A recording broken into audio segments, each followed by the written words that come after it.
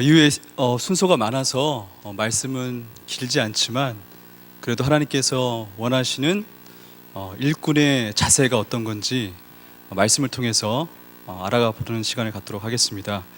어떠세요? 우리 집사님들, 권사님들, 장로님들 주의 일들을 열심히들 하시는데 기쁨이 넘치시나요? 아니면 지치시나요? 전 참 지칩니다. 많이 지치실 거예요. 힘들고 어렵고 답답하고 속상하고 하기 싫고 때려치고 싶고 남이 했으면 좋겠고 근데 대우는 받고 싶고 이런 여러 감정들이 많이 있으실 거예요. 그런 가운데 하나님께서 우리에게 어떤 위로로 또한 어떠한 자세로 우리를 부르셨는지 그래도 좀 알아가 보는 시간을 갖도록 하겠습니다. 나라가 만들어지려면, 국가가 만들어지려면 여러 가지 요소가 있지만 그래도 가장 중요한 세 요소 필요한 걸 얘기하라고 하면 그 첫 번째가 땅입니다. 땅이 있어야 되고, 그리고 백성이 있어야 되고, 그 다음에 주권이 있어야 됩니다. 이 모든 것을 허락한 사람이 바로 아브라함이죠. 하나님께서 그에게 땅을 주시고 백성을 주시고 그리고 하나님이 통치하는 거룩한 나라를 주겠다고 하나님께서 아브라함을 부르셨어요. 근데 이 나라는 다른 나라와 좀 다르게 하나님께서 통치하는 나라예요. 그렇다면 그 하나님의 통치를 받는 백성들의 삶이 어때야 돼요? 그 하나님과 동등하게 선한 삶을 살아내시는 거룩한 인생을 살아내는 백성을 하나님께서 우리에게 요구하신다는 거예요. 하나님께서 아브라함을 부르시며 이렇게 말씀하십니다. 내가 내 자손과 권속에게 명하여 의와 공도를 행하게 하려고 너를 불렀나니, 택하였나니. 그냥 열국의 아버지로만 세워주기 위해서 아브라함을 부르신 것이 아니라 하나님의 의와 공도와 정의가 행해질 수 있는 거룩한 나라를 만들기 위해서 하나님께서 아브라함을 부르시고 그들의 백성들을 부르셨습니다. 예나 지금이나 구약이나 신약이나 하나님께서는 선한 자기 일꾼들, 하나님의 성품을 닮은 선한 백성들을 원하시고 계십니다.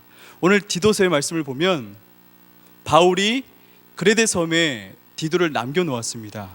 그 남겨둔 이유는 뭐냐면 그 그레데 교회에 이끌어갈 선한 일꾼들을 뽑기 위해서 바울이 디모데를 그레데 교회에 지금 남겨놓았습니다. 근데 생각보다 선한 일꾼을 뽑기가 너무나도 힘든 실정이었습니다. 왜 그러냐면 제가 말씀을 읽어드리겠습니다.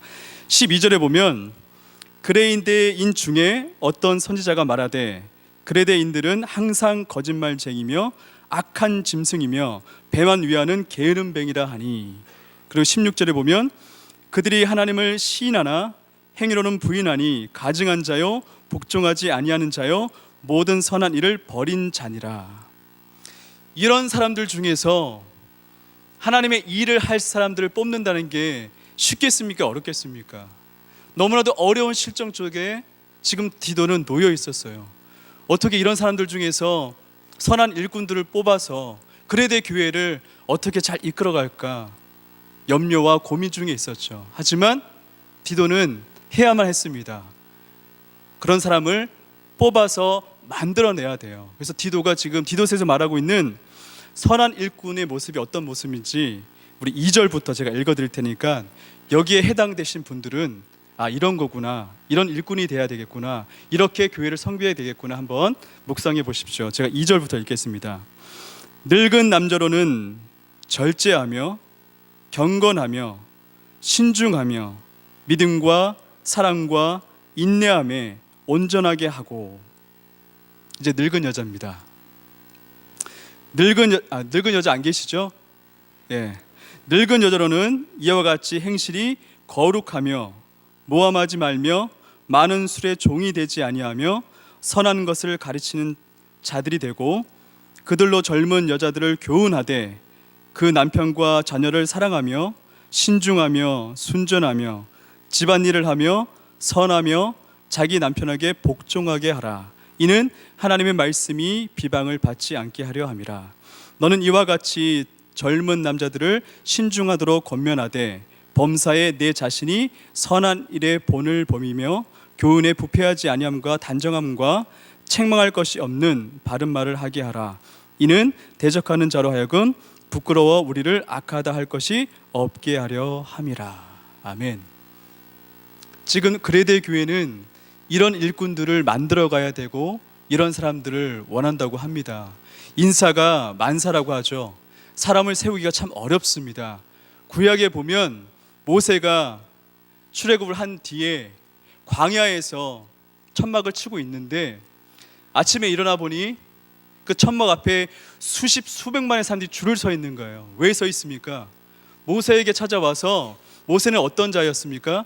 눈에 보이는 하나님이었어요. 모세에게 찾아와서 이 일이 옳습니까? 옳지 않습니까? 시시비를 다 묻는 거예요. 이러다 보니까 모세도 지치고 줄도 줄지 않다 보니까 백성들도 지치는 거예요. 안 되겠다 싶어서 장인인 이드로가 그렇게 해서는 안 되겠다. 사람을 뽑아야 되겠다. 너와 함께하며 너를 도와줄 능력 있는 사람을 뽑자 하며 제안을 합니다. 어떠세요? 우리가 능력 있는 사람 뽑자 하면 우리는 어떤 사람들 뽑아야 돼요? 스펙이 대단하고 카리스마가 대단하고 뭔가 진두지휘를 잘할 만한 사람들을 뽑아야 된다고 생각이 들잖아요. 하지만 성경이 말하고 있는 능력이 있는 자는 우리가 생각하는 능력이 있는 자와 너무나도 달라요. 그렇기 때문에 우리의 신앙생활이 때로는 힘들고 어려울 때가 많이 있습니다. 출애굽기 18장 21절에 보면 능력이 있는 사람 이런 자입니다. 하나님을 두려워하며 진실하며 불의한 이익을 미워하는 자, 이런 자가 능력이 있는 자라고 합니다. 이런 능력 있는 자들을 통해서 천부장, 백부장, 50부장을 세워서 작은 사건들은 그들에게 맡기고 큰 문제는 모세 너에게 와서 물어서 그 문제를 해결할 수 있게 하라, 이렇게 이야기합니다. 그래서 그렇게 모세가 그 말을 듣고 천부장, 백부장, 50부장을 뽑아 그 직분자들을 세웠습니다. 그런데 내가 뽑힌 그 직분이 감사하고 좋으면 괜찮지만 성에 안 차면 우리는 불만이 터져 나오게 됩니다. 우리 민수기 16장에 보면 고라와 다단과 아비람을 아실 것입니다. 그들이 모세에게 찾아와서, 아론에게 찾아와서 이렇게 이야기하죠. 당신들이 뭐가 그렇게 잘났는데 당신들이 이렇게 우두머리짓 하려고 하느냐? 이러자 모세가 그들에게 이야기합니다. 고라야, 너는 그 수많은 백성들 중에서 하나님께서 선별해서 레위 싸움으로 뽑아주고 회막에 들어가서 주의 일들을, 하나님의 일들을 감당할 수 있게 선별했는데 그것이 작은 것이냐? 오히려 내가 제사장이 되고자 하느냐? 이렇게 따지고 묻습니다. 신약에 넘어가면 포도원 품꾼의 이야기와 같습니다. 3시, 6시, 6시, 9시에 들어온 사람이 11시에 들어온 사람을 못 견뎌하죠. 내가 먼저 들어와서, 내가 먼저 교회에 들어와서 이렇게 큰 직분과 오랜 시간 수고하고 헌신하였는데 우리에게 돌아오는 목과 감사와 칭찬이 나중에 들어온 자와 똑같다는 것을 우리가 받아들일 수 없는다는 게 문제인 거죠. 이 포도원 품꾼이 우리에게 주는 메시지는 먼저 들어온 자들이 기득권을 내세우는 것이 아니라 내가 교회에 먼저 왔고 먼저 기도하고 먼저 수고하고 헌신했기 때문에 더욱더 성품이 어떻게 돼요? 넓으셔야 되죠. 차고 넘치셔서 나중에 들어온 자들을 품을 수 있고 그들을 위로할 수 있고 그들을 위해서 기도할 수 있는 넉넉한 성품을 갖기를 원하시고 계신다는 것이죠. 사실 우리는 누가복음 17장을 읽어보면 종으로서 하나님께 아무런 말도 못하게 됩니다. 이 말씀은 한번 다 같이 찾아보겠습니다. 우리 누가복음 17장 찾아보겠습니다. 누가복음 17장 7절에서 10절까지의 말씀입니다. 누가복음 17장 7절에서 10절, 제가 가진 신약성경 124면에 있습니다. 네, 한 절씩 교독하겠습니다. 제가 먼저 7절을 읽겠습니다. 너희 중 누구에게 밭을 갈거나 양을 치거나 하는 종이 있어 밭에서 돌아오면 그더러 곧 와 앉아서 먹으라 말할 자가 있느냐?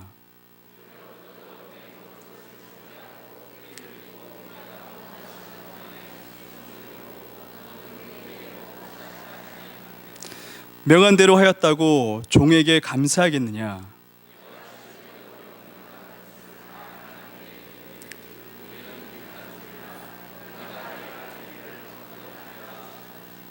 아멘. 내가 더 높은 직분을 받았고, 내가 더 중요한 일을 하고, 내가 더 영광받을 일을 한다고 말할 수 없다는 거예요. 왜냐하면 우리는 무익한 종이라는 거죠.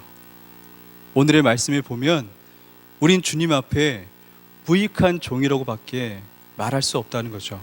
내세울 것도 없고 자랑할 것도 없고 그저 거룩하신 하나님께서 죄인 중에 죄인인 나를 들어서 직분을 주시고 감히 하나님의 일을 할 수 있게 맡겨주셨다는 것, 그 일을 내가 감당할 때 자랑이 아니라 하나님, 나는 무익한 종입니다, 그거밖에 내세울 것이 없다는 것이죠. 어떠세요? 종인데 무익하면 어떻게 될까요? 버려져요.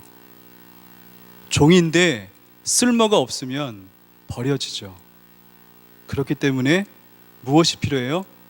주인의 은혜와 자비가 필요한 것이죠. 바로 우리는 그와 같은 자입니다.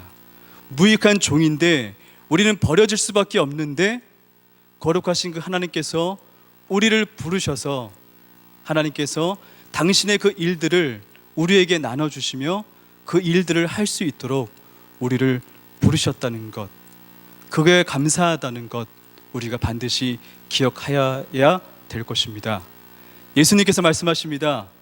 나는 섬김을 받으러 온 것이 아니라 섬기러 왔노라.